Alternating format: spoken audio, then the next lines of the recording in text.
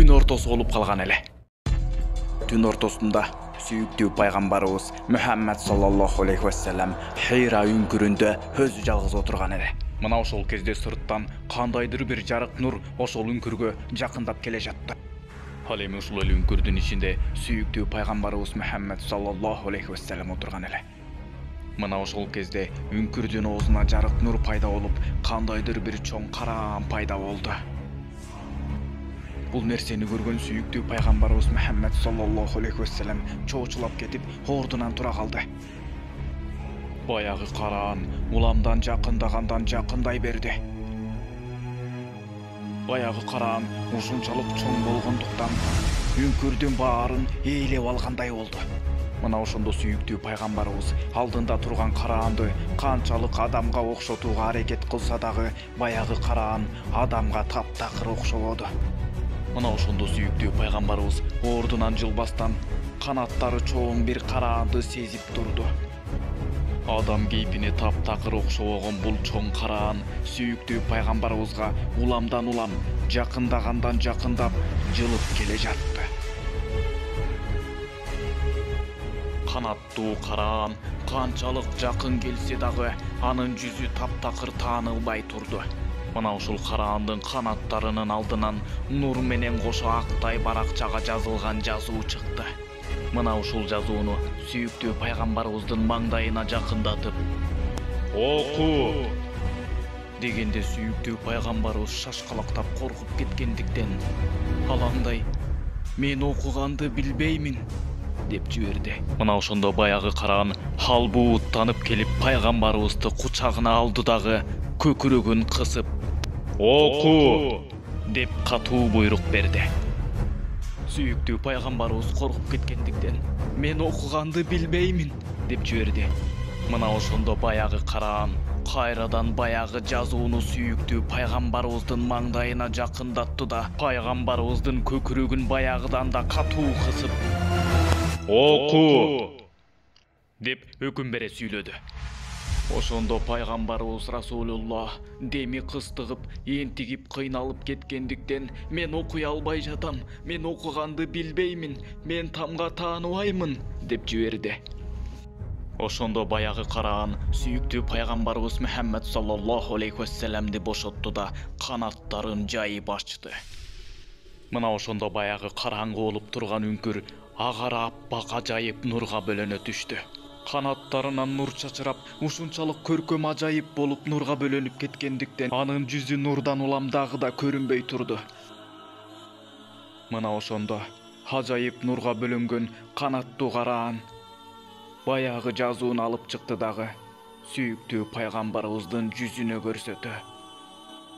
Ушунчалык ажайып көркөм кооз куулжуткан үнү менен сүйүктүү пайгамбарыбыздын кулагына үн салды. اقرأ باسم ربك الذي خلق خلق الإنسان من علق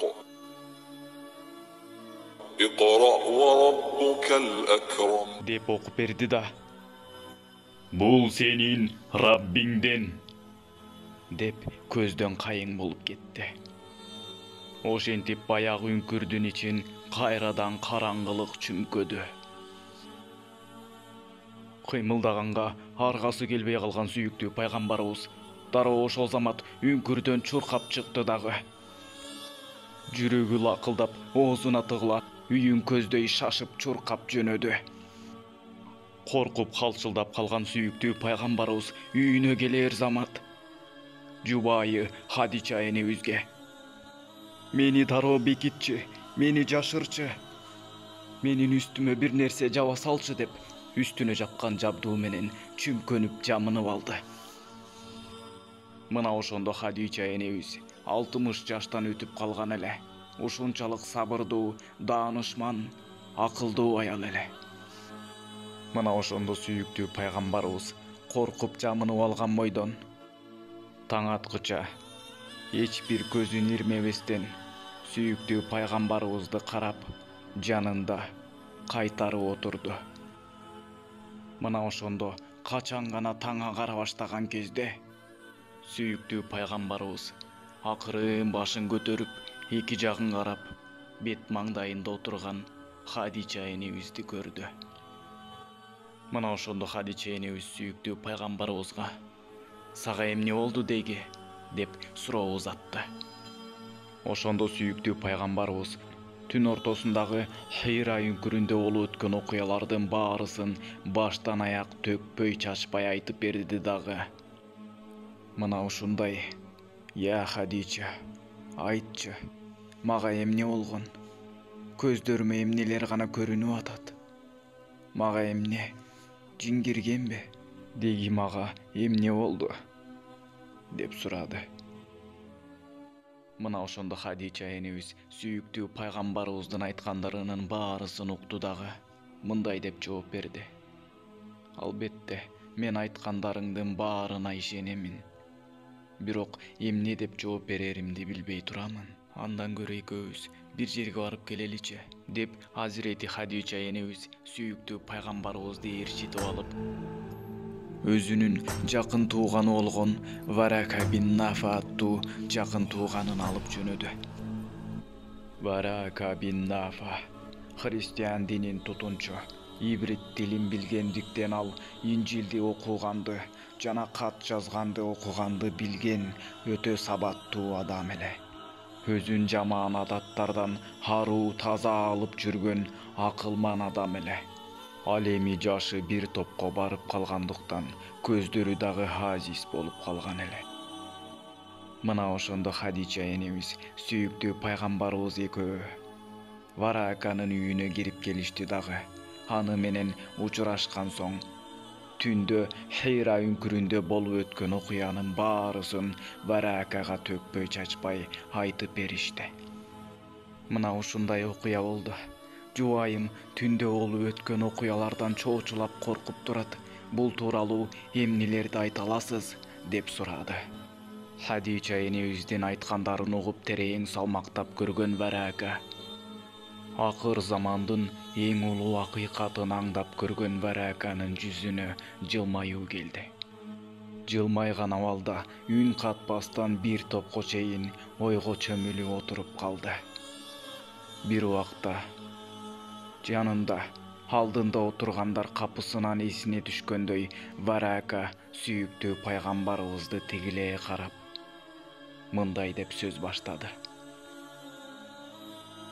«Ошол үңкүрдө сага көрүнгөн ак жазууну жүзүң алып келип, оку деп көкүрөгүңдү кыса буйрук берген, сен көргөн канаттуу караан Аллах Таала тарабынан жиберилген Жабраил аттуу периште болот. Ал периште тууралуу ыйык китептерде жазылган. Жабраил периште Муса пайгамбарга дагы, Иса пайгамбарга дагы келген эле. Демек, акыр кыямат жакындап калган тура. Ал эми акыр кыямат жакындап калганда, акыр замандын алгачкы белгиси болуп, эң акыркы болуп, Аллах Тааланын сүйүктүү пайгамбары келмек. Мына ошол куттуу пайгамбар сен турбайсыңбы? Аттиң. Чындыгында сен элди акыйкат жолуңа чакырасың. Аттиң ай, ошол куттуу күндөрдө жаш болсом гана, сени менен болсом гана. Сени жада калса өзүңдүн жакындарың, эл арасындагы бутпарастар сага каршы чыккан кезде, сенин жаныңда тирүү турсам гана, көргүлүктү гана көрсөтөт элем мен аларга. Аттиң ай, аз гана өмүрүм калбадыбы? Мухаммад саллаллаху алейхи ва саллям.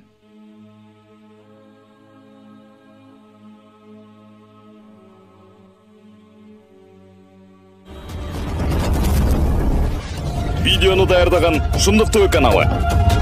Ал эми бул видеого лайк басып, каналга катталганыңыз үчүн сизге терең ыраазычылык.